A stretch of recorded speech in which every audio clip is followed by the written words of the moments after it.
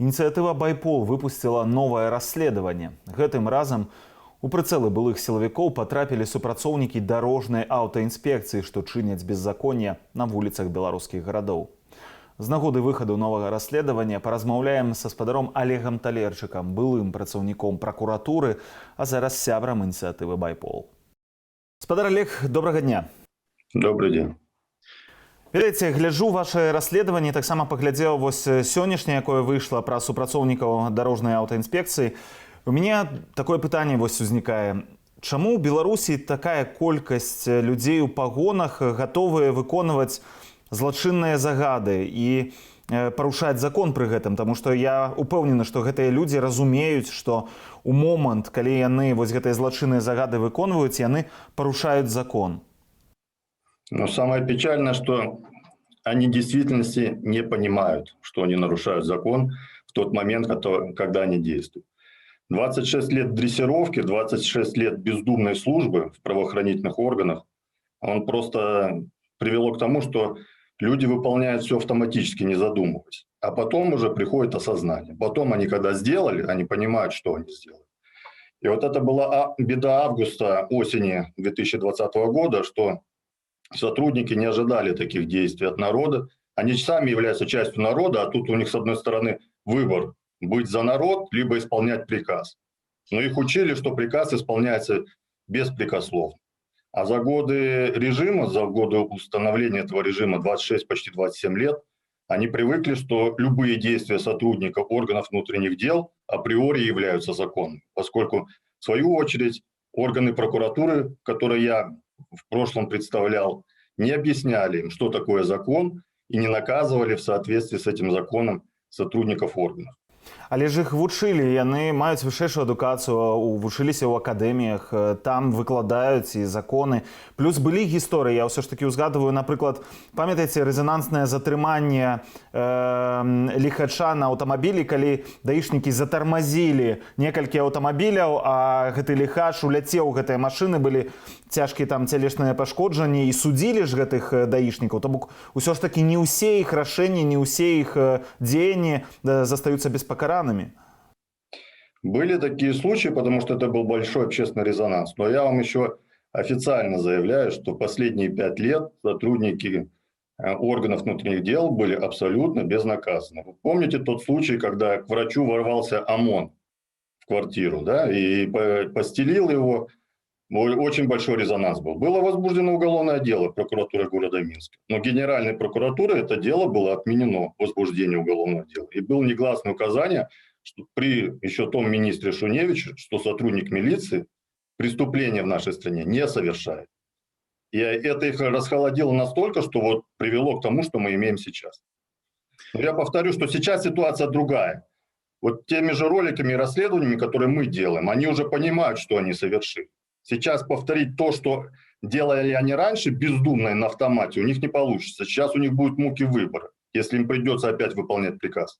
Вось, дарэчы, перайшлі адразу вы да майго наступнага пытання, таму што вы выпускаеце ролікі, расказваеце ў іх пра гэтыя злачынства, якія гэтыя людзі робяць, і пакідаеце іх дадзеныя пэўныя.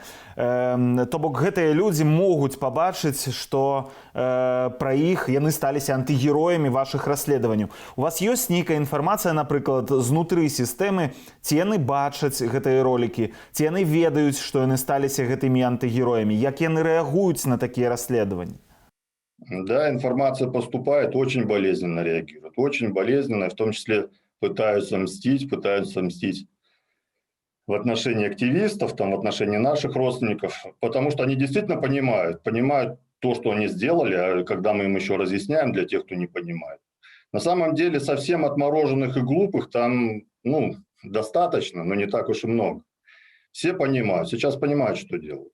И есть обратная реакция, и то, что все привыкли быть безнаказанными, что органы внутренних дел, органы КГБ знают о Беларуси все, где он там живет, где родился, с кем, когда крестился, как в магазин ходит, поскольку у нас везде видеокамеры установлены. И они привыкли к тому, в том числе и судьи, что про них не знает никто.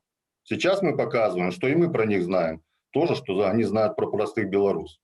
И пусть они задумаются, когда Режим не вечен. Все режимы диктаторские, они заканчивают свой срок существования. А мы находимся в центре Европы, все-таки в цивилизованном мире. Если некоторые надеются, что это азиатский тип диктатуры, да, он очень похож. Но я верю в том, что наша страна никогда не станет азиатской. Мы европейцы. И поэтому этому режиму придет конец.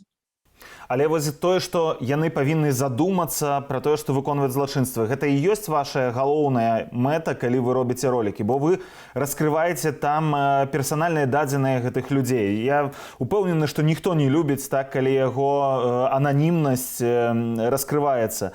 На якую рэакцыю вось вы чакаеце? Ці менавіта вось гэта і ёсць галоўная ідэя, што яны задумаюцца? Да, мы хотим достучаться, в том числе до них самих, потому что, повторю, не все, далеко не все совершили преступления. На сегодня Байпол продолжает работу, и с нами сотрудничают очень многие сотрудники органов внутренних дел, которые находятся внутри системы и помогают этот режим, эту систему прогнившую, ликвидировать, чтобы закон и правопорядок вернулись в нашу страну. А те, кто еще не на нашей стороне, они уже давно задумались о том, что происходит. И не дай бог, если повторится еще раз будет отдан приказ, он будет отдан с учетом того, кто руководит страной, выступить против народа. Уже те события, которые были в августе, в сентябре, их повторить очень сложно, потому что, повторюсь, тогда все действовали на автомате. Был отдан приказ, незаконно никто не думал, все действовали. Сейчас уже другая ситуация. Осознание пришло, и теперь надо делать тот сложный выбор. Ты где? И с кем ты? С народом? Или ты наемник, простой наемник, и блюдешь интересы одного диктатора, который не вечен и уже престарел. Спадар Олег, вось вы зараз узгадалі пра тое, што з вамі супрацоўнічаюць таксама людзі, якія застаюцца ўнутры сістэмы, якія носяць таксама пагоны. Сёння Святлана Ціхановская наведвае Вашынгтон і там дала інтэрв'ю «Голосу Амерыкі», дзе сказала, я вось зацытую, большасць спецслужбоўцаў таксама хочуць пераменаў у Беларусі. Вы пагадзіліся з такой фармулёўкай, што большасць менавіта хоча гэтых пераменаў? То, что перемены хотят все, это однозначно. Просто некоторые смотрят в сторону Востока, другие не решаются, боятся перемен. Вот мы все боимся перемен за 26 лет стабильности, как в ГУЛАГе, как на кладбище, да, мы боимся перемен.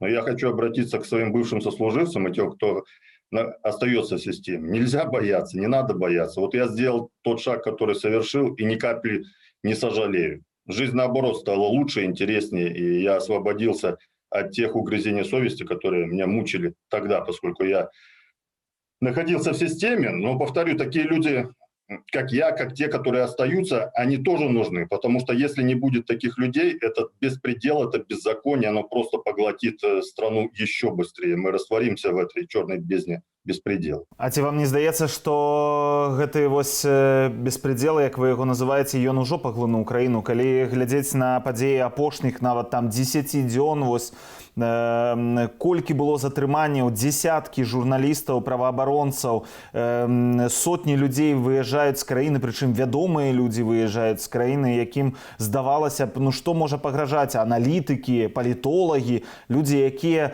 просто з'яўляецца люстэркам нашага грамадства, нашай сістэмы ўнутры нашай краіны. Яны самі не прэтэндуюць ні на ўладу, ні на што, яны толькі пра яе гавораць. Я полностью с вами согласен. На сегодняшний день в Республике Беларусь отсутствует правовая система, отсутствуют суды, отсутствует прокуратура, и практически отсутствуют органы внутренних дел. Но вот то, что нет прокуратуры и судов, это однозначно. Это пародия, они не выполняют свою функцию даже на 1%. Это просто, я не знаю, чем занимаются эти люди в своих креслах и при своих погонах. Они не занимаются тем, чем должны заниматься.